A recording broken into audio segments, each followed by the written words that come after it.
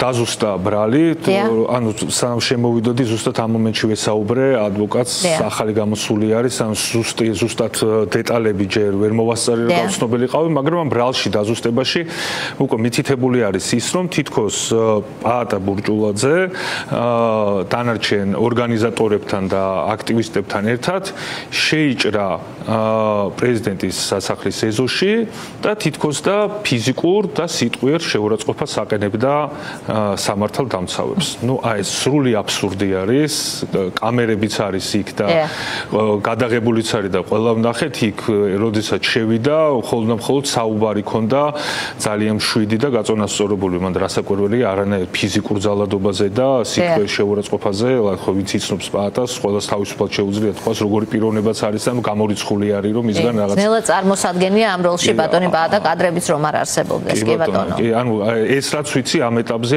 ეს არის დაზუსტებული და თუ არ ვწდები ანუ ბრალის დამძიმება არ ხდება. კი ბატონო დაზუსტება მოდით ასე ვთქვათ პაატა ბურჭულაძეს ისევე როგორც სხვაებს აკრძალული აქვს კომუნიკაცია საზოგადოებასთან წერილები და ასე შემდგომ თუმცა მან მაინც გამოგზავნა რამდენიმე წინადადება რა იყო მისი მთავარი სათქმელი ჩვენ არ გქონია საუბრის საშუალება ამ თემასთან დაკავშირებით და ახლა ვკითხულობ. კი, ანუ სავარაუდოდ არა მარტო პაატას დანარჩენები არიან დაკავებულები, იქიდან გამომდინარე რომ არა აქვს საუბრის საშუალება, ყველას აქვს სურვილი თუ ახსნას რაღაც დონეზე მაინც ყოველ შემთხვევაში რომ საზოგადოებისთვის გასაგები გახდეს თუ რა იყო დაგეგმილი 4 ოქტომბერს და თქვათ სად მოხდა თქვათ ცვლილება გეგმის და როგორ წავიდა ზოგადად გეგმა.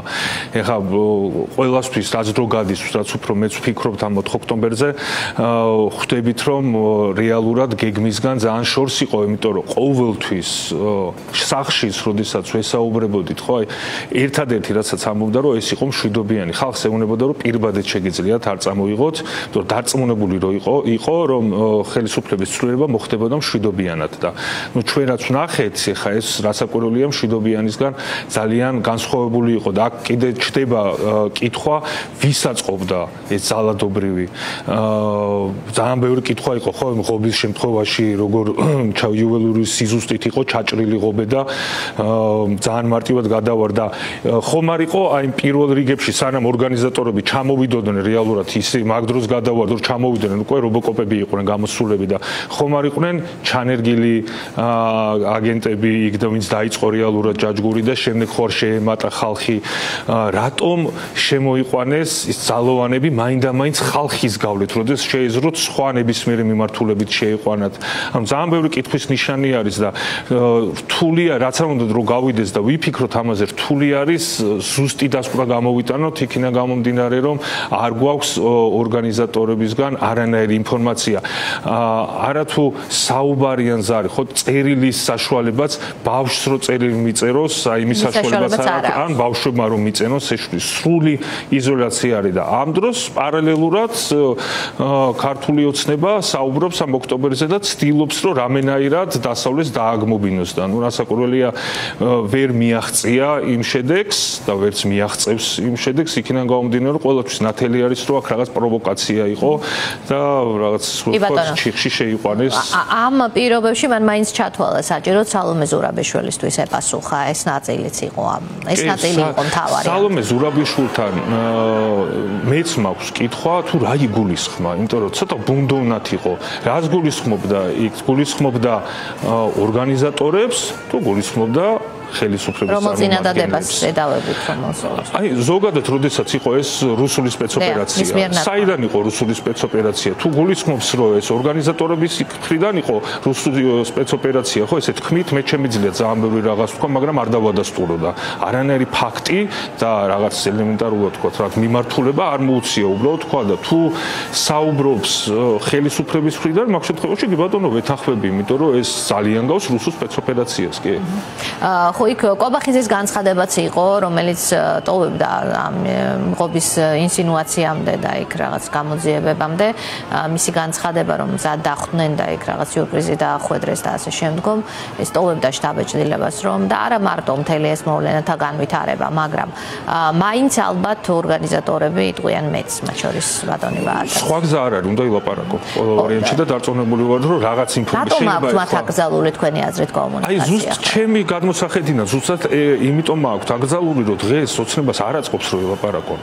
მაშინ რატო აუგრძალავდნენ? თუ ესეთი მართლები არიან და არაფერი თქვა თვითონ არ დაუშავებიათ, მაშინ ალაპარაკონ. ყოველ შემთხვევაში რაღაც ინფორმაცია მაინც მოგცენ, არა? ანუ სრული სიჩუმე არის ორგანიზატორებისგან და ოცნება ამ პერიოდს იყენებს იმისთვის, რომ რამენაირად დააგმობინოს დასავლეთს ეს 4 ოქტომბერი. ვერ მიაღწიეს. აი ხომ ნახოთ 8 დეკემბერს გადის ვადა, მაგრამ არ გამოურიცხოთ რომ გაუხანგრძლივონ და მაინც არ მისცენ საშუალება რომ ისაუბრონ და უნდა დაველოდოთ მოვლენათა განვითარებას. კი ბატონო, თქვენ გაქვთ მასთან შეხვედრა შეზღუდული, იმიტომ რომ მხოლოდ ადვოკატს აქვს ამის საშუალება, ხო? ამ დროისთვის და ბავშვისთვის წერილსაც არ ატანენ ასე. არა, ერთადერთი საშუალებაა თუ აი ბავშვის დანაბარებს გადავცემთ ადვოკატს, სიტყვიერად გადასცემს და იქიდანაც მხოლოდ ადვოკატია თქვენ შორის კომუნიკატორი კი. მისი ჯანმრთელობის მდგომარეობაც მინდა ვიკითხო, ვინაიდან სხვა არაფერზე პასუხი ოჯახს არ აქვს ამ შემთხვევაში. ჩვენ ნახეთ რომ ის 4 ოქტომბერს ჯერ საავადმყოფოში გადაიყვანეს და ამის შემდგომ დააგავეს. აი აქ როგორ არის ეს ჯანმრთელობის მდგომარეობა? კარგად არის, არაფერი თქვა მაკუთხით საპრობლემო არ არის. ისიც უნდა თქვა რომ თვითონ ციხის პერსონალი ძალიან კარგად ექცევა.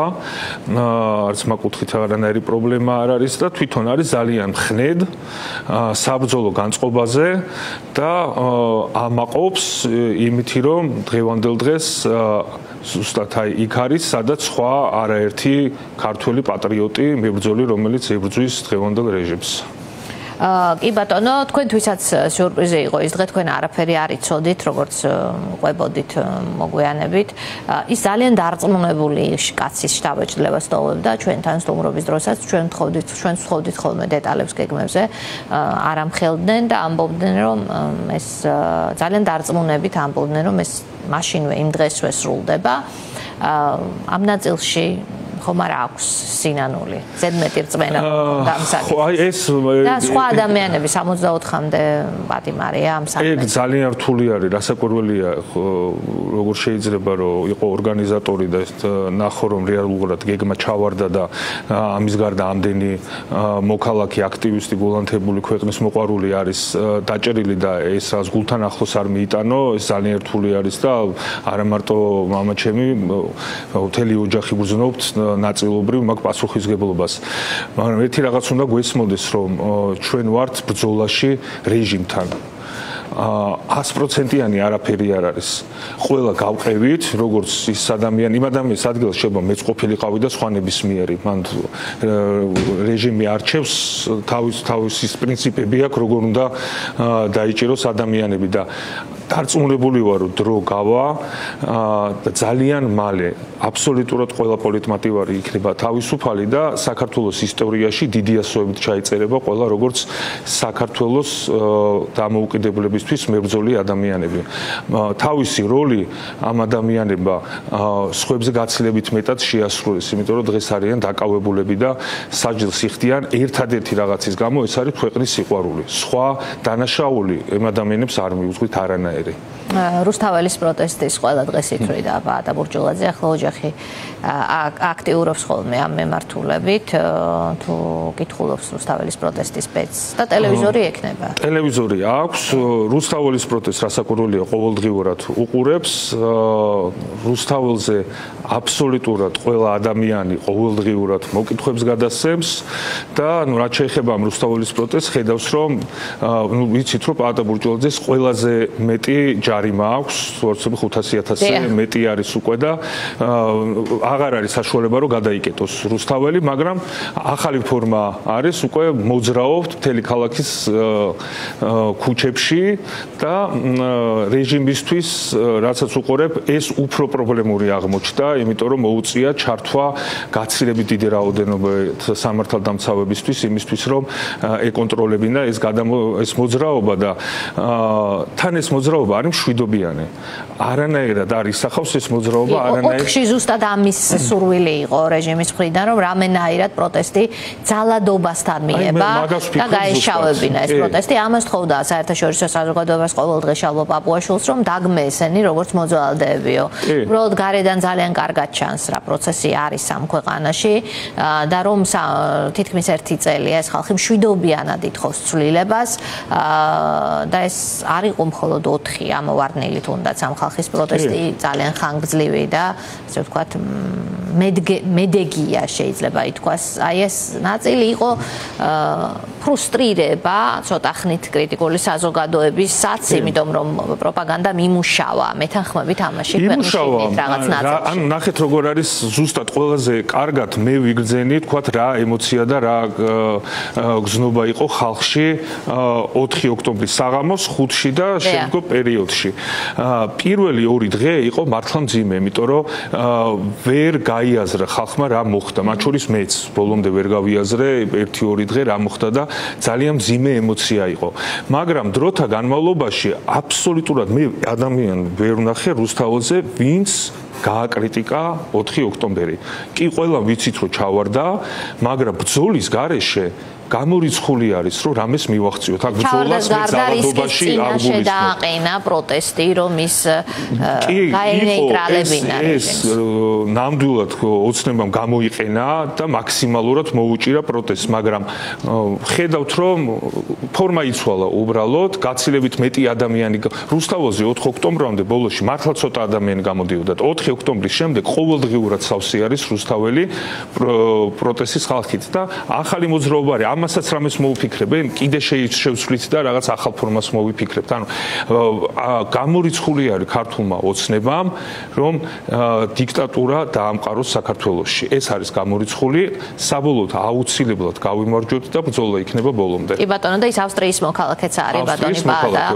ამ ნაწილში ხომ არ არის მოთხოვნა საკუთარი მოქალაქის დაინტერესების? ავსტრიის საკონსულოდ ჩართული არის,